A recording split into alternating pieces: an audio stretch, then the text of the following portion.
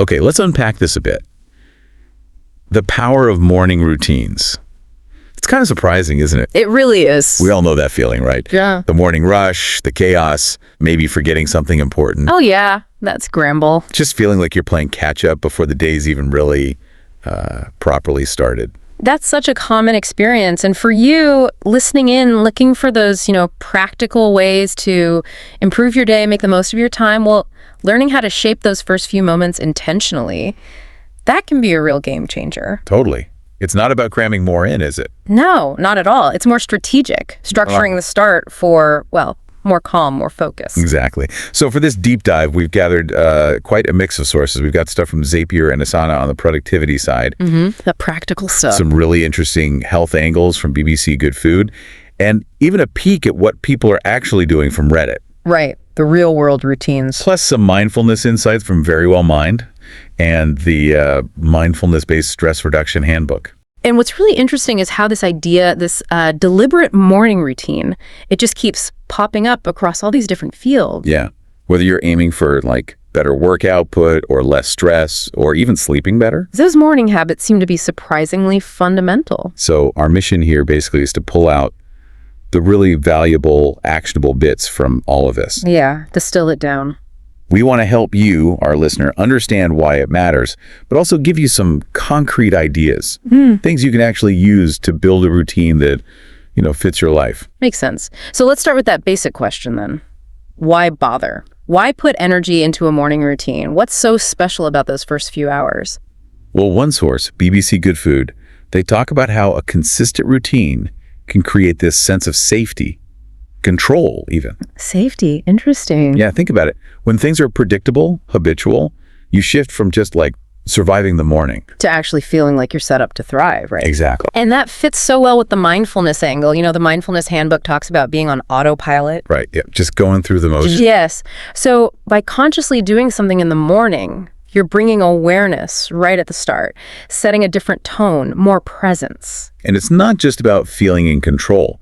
BBC Good Food also mentions how it can genuinely relieve stress, stimulate your brain even. Oh, interesting. For creativity, maybe? Yeah, potentially making you more productive, more creative during the day. They even cite research suggesting it helps physical well-being too. That mind-body connection is key, isn't it? They know how handling stress better, which a routine can help with, that can positively impact your emotional and physical health, like maybe even blood pressure. It's like a positive feedback loop, fewer negative thoughts, calmer interactions. And this I found fascinating. BBC Good Food suggested that getting some morning daylight as part of your routine could actually help you sleep better later. Wow, connecting morning to night like that. That's really insightful. And thinking about mindfulness again, just being present, allows you to notice thoughts and feelings without, immediately reacting. Kind of breaking the cycle. Precisely. Interrupting those negative spirals that might otherwise just build up all day. Very well. Mine touches on this too with journaling. Okay. So the why is pretty strong. But what does a good routine actually involve? Because honestly, the amount of advice out there, it's a lot. It can definitely feel overwhelming. That's why looking across different sources helps find the common threads, and some things just keep coming up. Like what? Like sleep.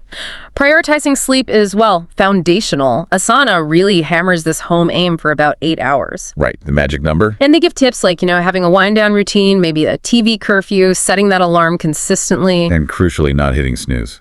I'm guilty of that one. Aren't we all sometimes? But yeah, Asana points out it can actually make you feel groggier, fragments your sleep. Makes sense. Okay, so after waking up, then what? Hydration, straight away. Yeah. Asana, Reddit users too. Lots of people swear by drinking a full glass of water first thing. Rehydrate, sharpen focus.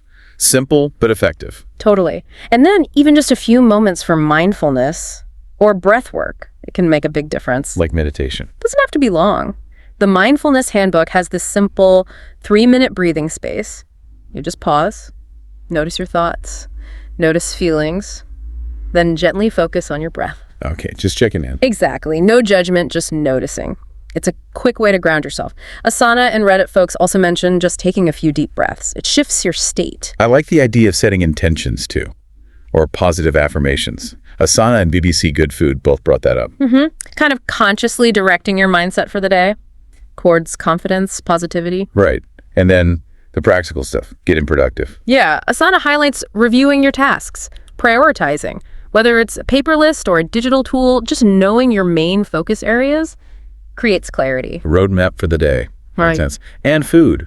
Yes, nourishment is key. Healthy breakfast is a common theme. Asana even suggests prepping lunch the night before or in the morning. To avoid that midday scramble or unhealthy choices. Exactly. Keep the energy steady. How about moving your body?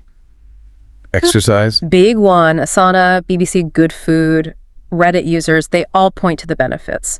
Boosts mood, energy, even helps sleep later. Doesn't have to be intense. Like a quick workout at home. Or just a walk. Yeah, or stretching, whatever works for you and fits your schedule. And self-care comes up too. What does that look like in the morning? Asana frames it quite broadly. Basically, doing things that support your happiness, your well-being, could be grooming, reading a few pages of a book, a relaxing shower. Just nurturing yourself before the day hits. Precisely. Okay, what about things to avoid? Yes. Screen time. Especially first thing. Asana and Reddit users really emphasize avoiding social media immediately. Protect that initial focus, right? Exactly. Some people even set up blocks on their phone for the first hour or so. Interesting. And the Mindfulness Handbook had another idea. Being mindful during normal activities. Right, like brushing your teeth or making coffee. Just really paying attention to the sensations, the process. Bringing that presence into everyday moments. It's all about breaking that autopilot.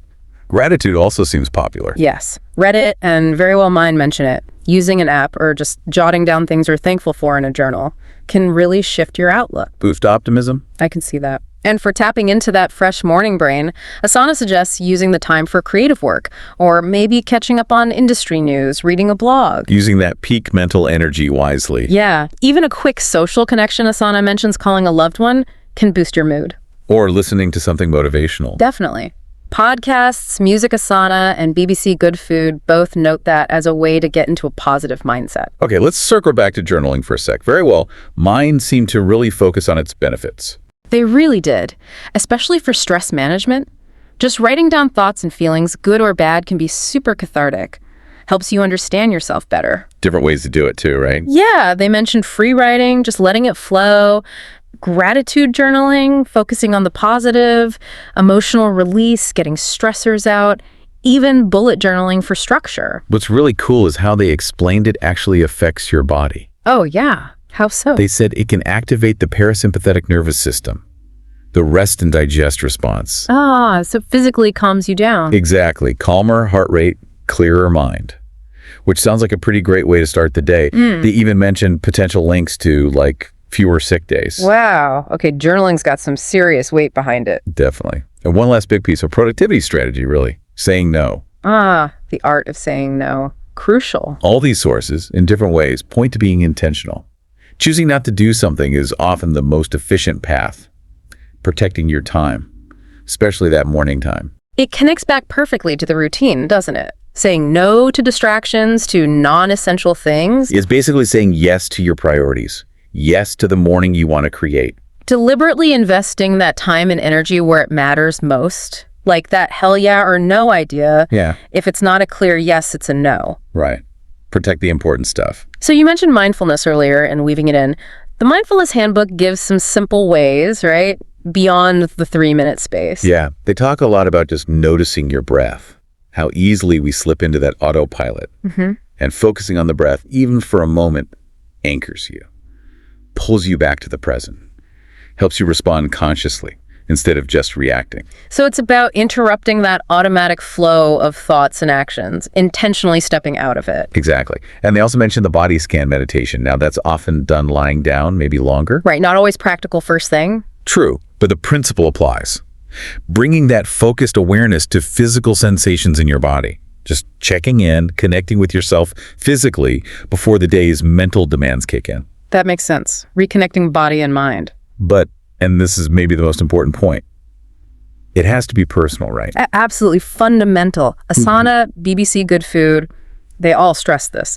There is no single best morning routine. It's unique to you. No one-size-fits-all template. Nope. What works for one person might feel totally wrong for someone else. So how do you actually start building one that sticks?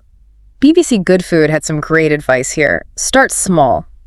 Really small. Don't try to do everything at once. Exactly. Pick just one or two simple things that appeal to you and commit to them. They suggest about 10 weeks for a habit to really form. 10 weeks. Okay, that takes patience. It does. And make it easy. Integrate it smoothly. Don't make it a chore. Make it something you might even look forward to. We saw examples of that, didn't we? In the Yeah. BBC article. Different people, different routines. Yeah, Natalie Hardwick focused on intention setting and movement. Barney Desmazery liked meditation, then something sensory, like baking. And Emma Hartfield turned a chaotic start into something peaceful with just a moment in her garden. Shows the variety, and the Reddit thread was amazing for that too. Oh yeah, the range was huge. Simple water and stretching, To social media blogs, gratitude apps, even cold showers. making the bed, journaling, full workouts, leaving the phone alone. It just highlights that point again. Find what resonates with you. It really does. And remember that point about saying no. To make space for these things, you have to be selective. Protect that morning time. Exactly. Prioritize what actually serves your goals, your well-being, and don't let distractions creep in. It's about that intentional choice. So wrapping this up, let's bring it back to you, the listener. Your goal is getting knowledge you can actually use quickly, effectively to make your day better. And the core idea here really is that a well-thought-out morning routine blending mindfulness, productivity, self-care, it can genuinely change the feel of your whole day. Sets you up for more calm, more focus, better well-being overall. So we really hope you'll maybe experiment a bit.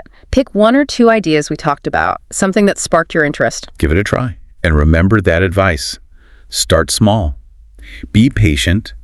Focus on consistency over perfection. Which leaves you with a final thought to maybe mull over. Okay. What's one small change you could make to your current morning?